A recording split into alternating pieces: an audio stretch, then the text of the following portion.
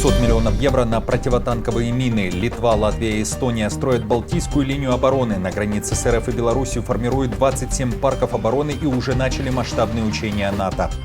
Эвакуация в Курской и Сумской областях. Наступление, о котором молчат официальные лица. ВСУ пытаются прорвать границу. Z-паблики прогнозируют потерю России большого количества территорий. Что происходит? Отключение интернета в России, заградщиты и также отмена парада. Кто заявил, что удара не будет?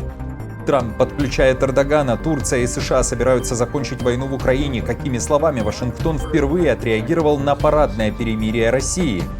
Шольц прощается со всеми, что передал Путину и сказал Зеленскому. Досмотрите. Всем привет, это «Время Прядко», коротко, четко и по делу о том, о чем говорят в мире. Если вам есть что сказать, делитесь своими мыслями и отвечайте на мои вопросы в комментариях. За лайк и подписку буду особенно благодарен. Время начать. Литва потратит более 800 миллионов евро на противотанковые мины и системы их установки. Это ключевая часть масштабного плана на 1 миллиард евро по усилению военной контрмобильности в ближайшие 10 лет. Проще говоря, страна активно превращает свои границы в крепость, заявляет Министерство обороны Литвы. Помимо этого, Литва, Латвия и Эстония строят совместную Балтийскую линию обороны вдоль восточной границы НАТО. Цель – остановить возможного противника до того, как он сделает первый шаг. Создаются общие инженерные заграждения, системы наблюдения и защиты от дронов. В ход идут не только мины, но и зубы дракона, ежи, бетонные барьеры и километры колючей проволоки, заявляют в Вильнюсе. Также активно ведется сотрудничество с Польшей в рамках проекта «Восточный щит» для подготовки к обороне Сувалского коридора. Сувалский коридор, я уже много раз рассказывал, считается потенциальной точкой войны между Россией и НАТО. Кроме того, работы уже ведутся на границе с Россией и Беларусью. Формируется 27 парков обороны, базы, где хранятся и собираются все эти заграждения, строятся укрепления, фортификации, даже дороги меняют облик. Вдоль трасс формируются лесные заслоны, укрепляются броды и создаются ловушки мелиоративных каналов. Меры контрмобильности являются важной частью концепции обороны нашей страны. Благодаря им будет усилен сдерживающий и оборонительный потенциал государства, а также безопасность государственных границ с Россией и Беларусью. В случае агрессии они позволят блокировать и замедлять действия враждебных государств, направленные против Литовской Республики.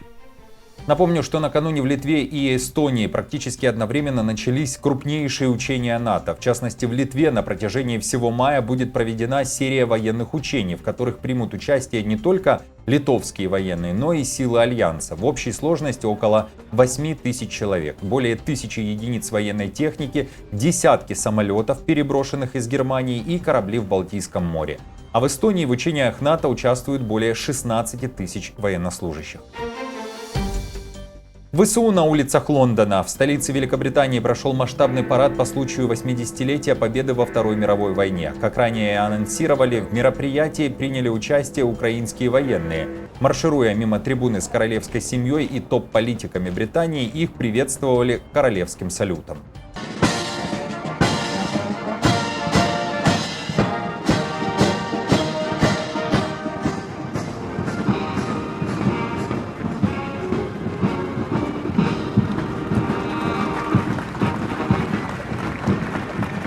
Напомню, что Министерство обороны Великобритании объявило, что вооруженные силы Украины были приглашены для участия в параде на прошлой неделе. В сообщении подчеркивалось, что участие Украины символизирует ее роль на передовой борьбы за свободу. Напомню, что участие ВСУ в этом параде раскритиковали в России. Захарова назвала украинских военных нацистами, которых Лондон вывел на улицы столицы из-за отчаяния и безнадеги, так как не может нанести стратегического поражения России. И, несомненно, важной темой последних суток является попытка нового прорыва ВСУ в Курскую область. Ситуация явно накалена, и в России, и в Украине заявили о срочной эвакуации. В Курской области вывозят жителей поселка Глушково. Об этом написал глава поселка Василий Худяков. А перед этим глава Сумской районной администрации Михаил Мельник призвал жителей Ворожбы и Белополья срочно эвакуироваться в безопасное место. В населенные пункты были отправлены эвакуационные автобусы. Накануне ВСУ пытались прорваться в районе Теткина, об этом массово писали Z-блогеры, а уже ближе к вечеру 5 мая новой точкой войны стал населенный пункт Новый Путь. За несколько часов до нового наступления украинские военные ударили по пункту управления армией РФ. Об этом заявил украинский генштаб. 4 мая воздушные силы Вооруженных сил Украины нанесли успешный удар по пункту управления вражескими подразделениями беспилотных летательных аппаратов в районе населенного пункта Теткино Курской области. На этом пункте базировались экипажи беспилотных разведывательных и ударных дронов. В результате удара ликвидировано до 20 оккупантов и уничтожена их техника. По данным российских провоенных телеграм-каналов, в наступлении участвовало до 250 украинских военных, тяжелая техника и даже квадроциклы. Похоже, ставка делалась на мобильность и внезапность. Официальных заявлений при этом о новом наступлении ни от украинского генштаба, ни от Минобороны РФ нет. Лишь главком ВСУ Сырский сообщал, что операция в приграничных районах Курской области достигла большинства целей. В то же время подсанкционный в Украине и приговоренный заочно к 15 годам лишения свободы Z-блогер Подоляка заявляет, что украинцы могут взять под свой контроль Теткино. И если это произойдет, дальше украинцы нанесут удар с юга на Глушково, откуда уже эвакуируют людей, а дальше дойдут до реки Сейм и отрежут все коммуникации армии Путина. Тогда под контроль Украины перейдет значимый плацдарм, равноценный утерянному в марте остатку Суджанского. Это была цитата. Понимая, что мы открываем летнюю кампанию уже в мае, он пытается таким образом нанести упреждающий удар и навязать, как это было в августе 2024 года, свою инициативу, чтобы мы дальше уже действовали, исходя из его действий, то есть отвечая на его заход на территорию Курской области. А ведь в Киеве прекрасно понимают, что мы очень болезненно реагируем на любой заход на территорию коренной России. Это вопрос политический, и понятно, что без ответа он остаться не может. Напомню, что ровно 9 месяцев назад, 6 августа 2024 года, ВСУ начали свое наступление в Курскую область, и согласно данным мониторингового канала Deep State, украинцы по-прежнему находятся в приграничье и удерживают около 17 квадратных километров, несмотря на заявление Путина о полном вытеснении сил Украины.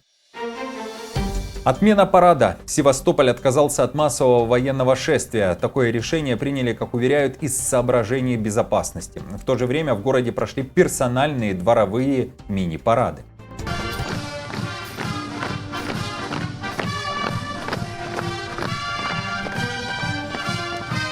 Крым остается точкой притяжения для БПЛА и морских дронов ВСУ. Согласно спутниковым снимкам, на территории полуострова находится как минимум 241 военный объект. Это и базы Черноморского флота, расположение воинских частей, РЛС и ПВО, аэродромы и базы топлива. На карте, которая создана с помощью спутниковых снимков Planet Labs, также обозначены все атаки ВСУ по территории Крыма. С начала февраля 2022 года их было более 160. Крым сейчас не сходит с первых полос мировых медиа. За последние пару недель появилось огромное количество публикаций о том, что США передали Киеву и его европейским союзникам свои предложения по окончанию российско-украинской войны. В планах Вашингтона признание Крыма российским. Украина такую идею отвергла и заявляла, что никогда на это не пойдет. Россия готовится отключить Москву от интернета 9 мая. Такие меры, как уверяют в госсистеме предупреждения и ликвидации чрезвычайных ситуаций, необходимы для того, чтобы обеспечить безопасность.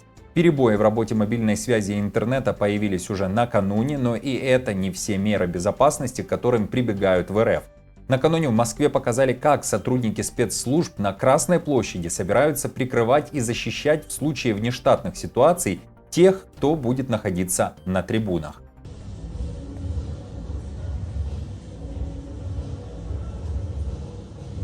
В Украине тем временем считают, что ВСУ вряд ли нанесут удар по Красной площади. Причина – лидер Китая, который уже официально подтвердил свое участие в параде. Его присутствие лучше всех систем ПВО России, говорят украинские военные эксперты. Пришла новость, которая, к сожалению, снижает мои надежды на то, что мы увидим яркую воздушную составляющую парада 9 мая. Технически мы способны это сделать, но свое участие в параде подтвердил Си Цзиньпин.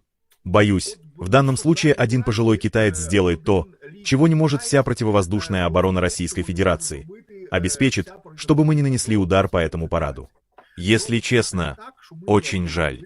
С военной точки зрения этот парад – абсолютно законная и, знаете, жирная конвенционная цель. Это крупное скопление военных подразделений армии, которая воюет против нас. То, что в эту секунду они не выполняют боевую задачу, а точнее, выполняют задачу по обеспечению парада, абсолютно ничего не меняет. Но уже за полночь целые стаи украинских дронов были направлены на Москву. О том, что их должно быть более сотни, активно писали и российские и украинские паблики со ссылкой на мониторинговые каналы. Уже в половину второго ночи первые дроны добрались до Подмосковья. Аэропорты Внуково, Домодедово, Жуковский остановили свою работу. Был введен план «Ковер». Воздушная тревога звучала в как минимум 18 регионах России. В Москве заявили, что первые БПЛА были сбиты, а на места падения обломков выехали работать спецслужбы.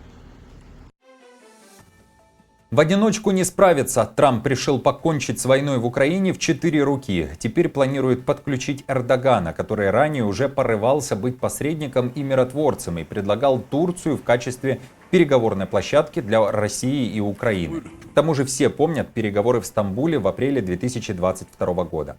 О том, что такой дуэт может сложиться, заявил сам Трамп. Накануне он провел переговоры с президентом Турции и заявил, что с нетерпением ждет совместной работы с Эрдоганом над окончанием нелепой, но смертельно опасной войны между Россией и Украиной. Это была цитата. Ко всему, Трамп впервые отреагировал на перемирие, которое предложил Путин. Я думаю, мы прошли долгий путь, и может что-то произойдет, и я надеюсь, что произойдет. Как вам известно, президент Путин только что объявил о 3-дневном прекращении огня, что звучит не очень значительно, но на самом деле это большое достижение, если помнить, с чего все начиналось. Ведь раньше ситуация была совсем иной. У нас был президент, который 3 года даже не разговаривал с Путиным. И всего этого можно было бы избежать. Путин должен встретиться с Трампом, в этом есть необходимость, так считают в Кремле, но когда эти переговоры тет-а-тет состоятся, неясно. Американский президент на посту уже более 3 месяцев и личного контакта с представителями Москвы не имел.